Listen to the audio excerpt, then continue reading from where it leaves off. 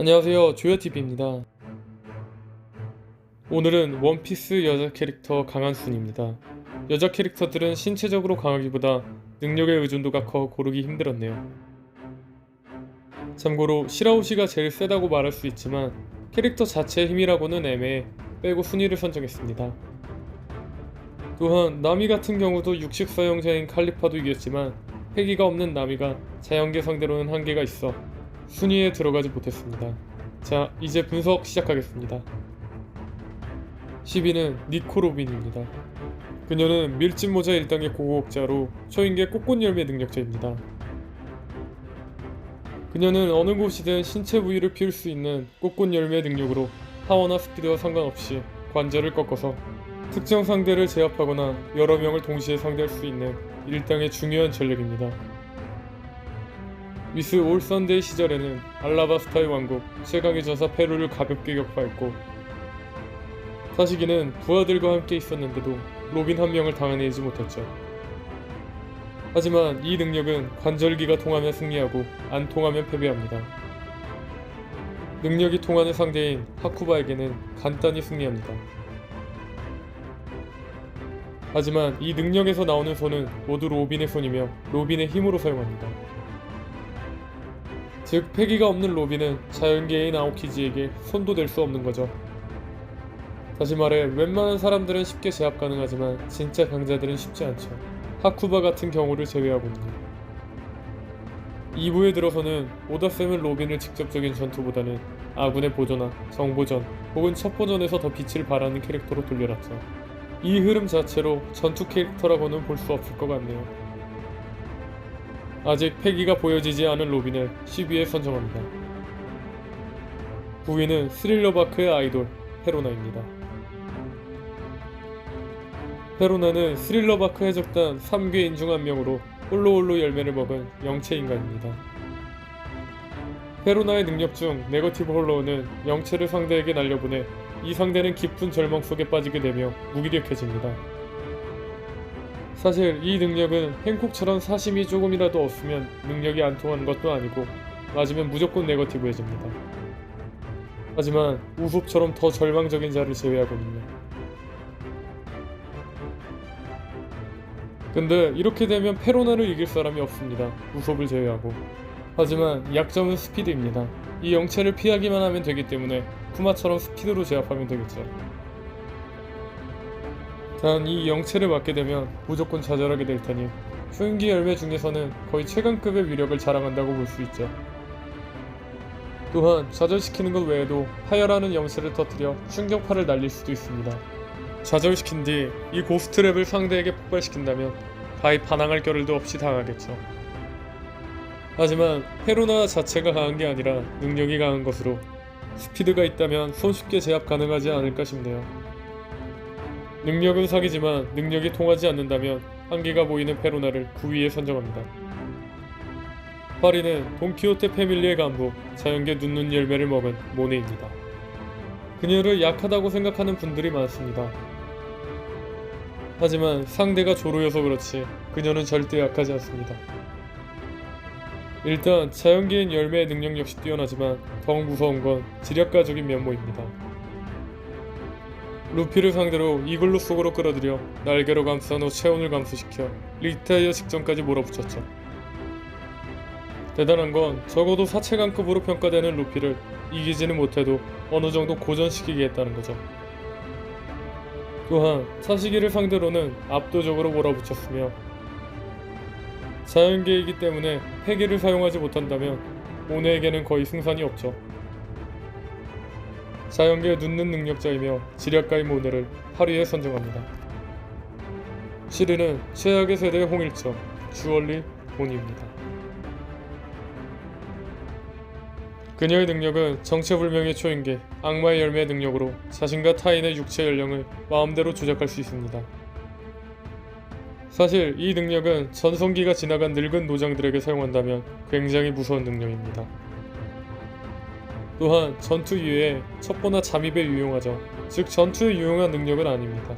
물론 전투로 활용해도 좋은 능력이지만 다른 열매처럼 어느 정도 리미트가 있겠죠. 하지만 본인은 보니 해적단의 선장으로 위대한 항로의 전반부를 지나왔죠. 게다가 다른 최악의 세대 초신성과 비교해보면 알겠지만 보니 해적단원들은 굉장히 약해 보입니다. 즉 보니 혼자 일당백을 하며 항해를 한 것으로 보인다는 겁니다. 또한 최악의 세대에 뽑혔다는 것 자체로 어느 정도의 강자라고 볼 수 있다고 봅니다. 최악의 세대의 홍일점, 주얼리 보니를 7위에 선정합니다. 6위는 돈키호테 패밀리, 트래블군의 특별간부, 슈거입니다.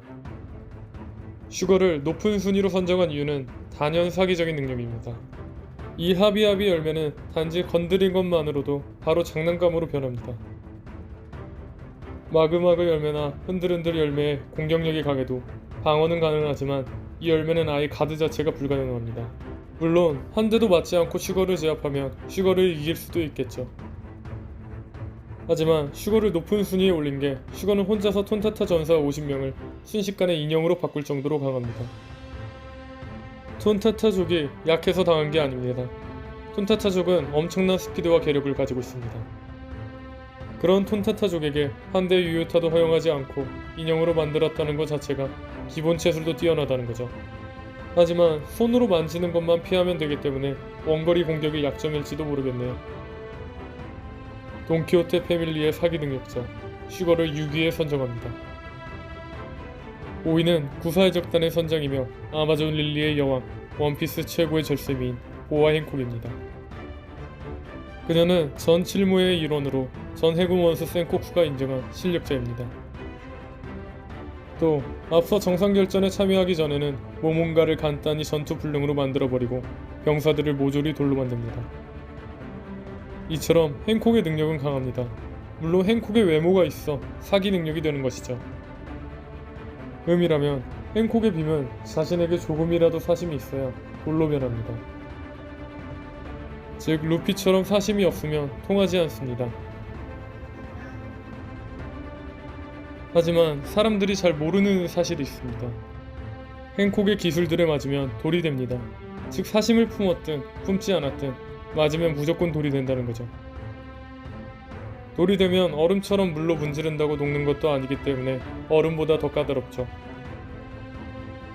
즉 행콕을 이기기 위해서는 정말 압도적으로 맞지 않고 이겨야 된다는 거죠. 원피스 세계 제1의 미녀 행콕을 5위에 선정합니다. 4위는 사황 빅맘 샬롯 링링의 딸이자 빅맘 해적단의 스위트 장성 중 한 명 샬롯 스무디입니다. 사실 그녀의 강함을 보여주는 장면은 크게 없었습니다. 하지만 그녀는 루피가 고전했던 크래커와 같은 3장성입니다. 빅맘 해적단 탑4 정도인 거죠. 현상금은 9억을 넘는 사황 휘하의 최고 간부입니다. 따로 설명은 안 해도 그녀의 강함을 예상할 수 있다는 거죠. 다만 그녀의 강함이 제대로 나온 장면이 한 장면이 있습니다. 도망가는 써니오를 상대로 참격을 날리는 장면이죠. 이 정도 참격은 미호쿠 이후 처음이었죠. 징베는 이 참격을 막을 생각도 하지 않고 단지 피할 뿐이었습니다. 물론 배를 다칠까봐 피한 걸 수도 있지만 빅맘의 공격도 막았던 징베가 피했다는 건 의미가 있죠. 또한 그녀의 강함을 얘기할 수 있는 건 페도르를 가볍게 제압했던 페로스페로보다 현상금도 높은 빅맘 3장성이라는 겁니다. 빅맘 해적단의 3장성 중 한 명 샬롯 스무디를 4위로 선정합니다. 3위는 해군 본부 준장 거프 센코쿠와 동기 추루입니다. 그녀의 강함은 전성기 기준으로 선정한 것이니 참고해주세요. 그녀의 능력은 초인계 워시워시 열매 능력자입니다. 이 열매의 능력에 당한 사람은 빨랫감처럼 물에 젖은 채로 그대로 빨랫줄에 빨래집게까지 끼워줘서 말려줍니다. 이렇게 될 경우 악한 마음이 사라지면서 완전히 무력화되죠. 사실 추루의 강함을 예측하기는 쉽지 않았습니다. 전투 장면도 정상결전 때 졸개들을 상대로 잠깐 능력 쓴 게 전부죠. 하지만 이 장면을 보면서 도플라밍고 담당이 추루라는 걸 알 수 있습니다. 센코쿠는 시키, 거프는 로저인 것처럼 다들 담당이 있는 걸로 보이죠. 이처럼 로저와 거프의 실력이 비슷한 것처럼 본다면 추루는 도플라밍고와 비슷하거나 그 이상으로 보입니다. 또한 도플라밍고 같은 경우는 반항조차 없이 바로 도망치는 걸로 보아 츠루보다는 약한 걸로 보이죠. 하지만 그녀에게 흠이 있다면 중장이라는 겁니다.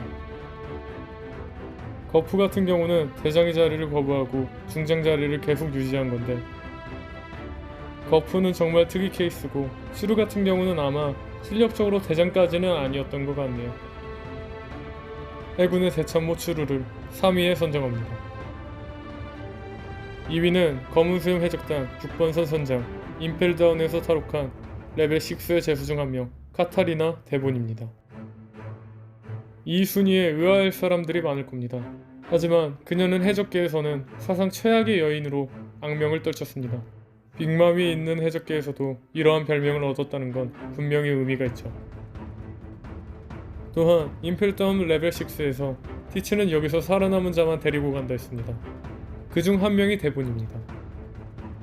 이 임펠다운 레벨 6에서 탈옥한 자들은 검은 수염 해적단과 반디월드 그리고 블릿입니다. 여기서 사륙하고 나가기 위해서는 반디월드와 블릿 정도는 해야 한다는 겁니다.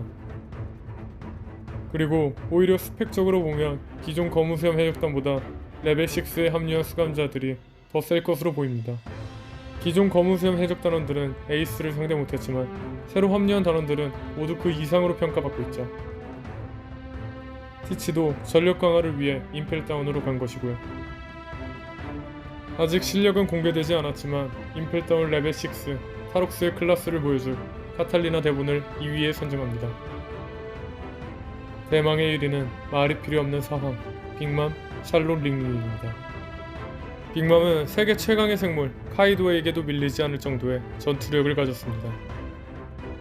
또한 빅맘이 대단한 건 육체적 최전성기가 지난 68세인 시점에서도 그녀와 비슷한 신체 능력을 자랑하는 사람은 빅맘을 제외한 지금 전성기 나이인 사왕 정도라는 거죠. 맷집은 공격이 아예 통하지 않는 수준입니다. 배치는 오히려 그녀에게 먹히는 무기를 세는 쪽이 더 빠르다고 이야기했을 정도죠. 공격력은 더 엄청납니다. 13억의 퀴는 2대 맞고 패배하였으며 웬만한 공격이 먹히지 않는 성으로 변신한 배치에게는 그냥 펀치로 타격을 주죠. 사왕의 홍일점 빅맘을 1위로 선정합니다. 오늘 분석은 여기까지입니다. 시청해주셔서 감사합니다.